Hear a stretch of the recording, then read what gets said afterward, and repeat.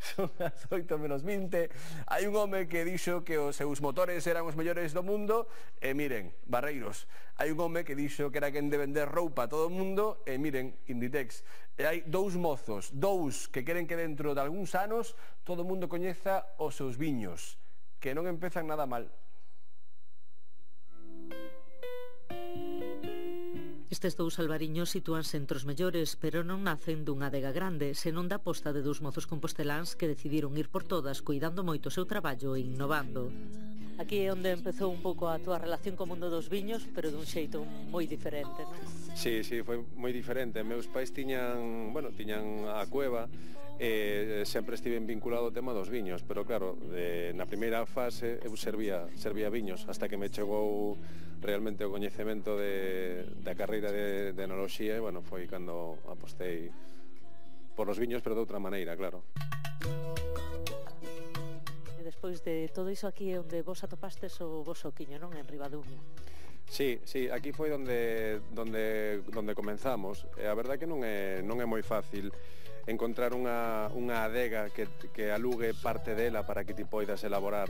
É un concepto que trouxen de fora de Galicia e intentei buscar aquí, pues, bueno, algunha bodega que intentara, bueno, que me alugara parte dela. E encontreino aquí en Ribadumia. Tamén algunhas hectáreas de viñedos, non? Sí, nós levamos o control de aproximadamente 5 hectáreas e media, que é onde controlamos a calidade da uva que utilizamos para elaborar os nosos viños.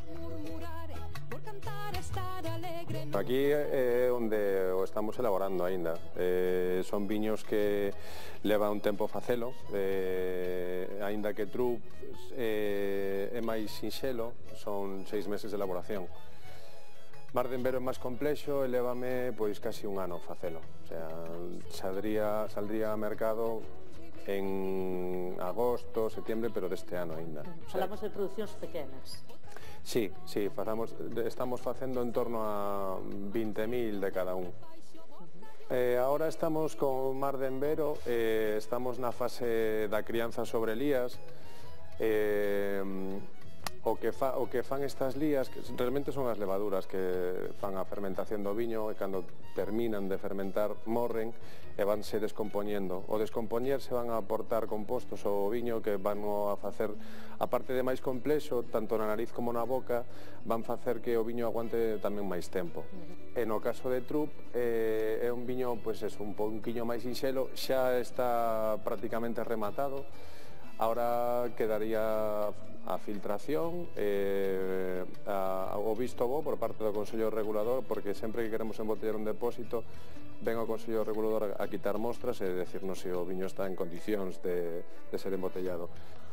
Sabemos que, bueno, aínda que non pasou a filtración de afinamento, vemos que xa ten un color moi característico, non, dos viños da nosa zona. Se o lemos, vemos que guarda tamén esas notas típicas dos albariños da nosa zona, que son esas frutas de oso. Se o probamos na boca,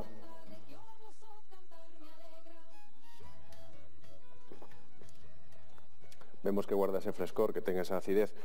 Unha cuidada elaboración que acompañan cunha imaxe moderna e diferente en cada viño, pensada para distintos públicos.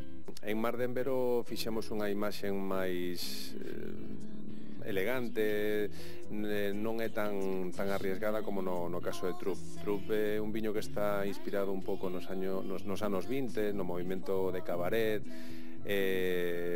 na lei seca de Estados Unidos. Bueno, leva un pouquiño esa estética. De feito, na parte de atrás utilizamos un texto e redactámoslo de tal maneira que recorda esos vendedores do elixir que iban de pobo en pobo intentando vender esas pocións máxicas, non? Que non eran máis que mentira.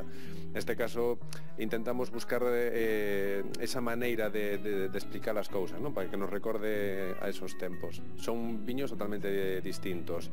Mar de Envero é un viño máis complexo, leva unha elaboración que leva moito máis tempo. Mar de Envero leva casi 12 meses facelo. Ten moita máis complexidade en nariz, tamén en boca, é un viño máis untuoso.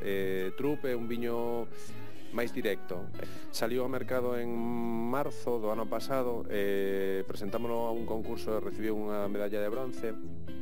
Tuvo moi boas puntuacións por críticos nacionais e fai 2 semanas, ambos viños foron recoñecidos cunha medalla de plata nun concurso internacional, co cal estamos moi contentos.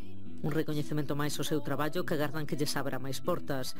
Polo momento os seus viños distribúense en diversos puntos de España, México, Inglaterra, Suiza e o Xapón e evidentemente nos nosos bares.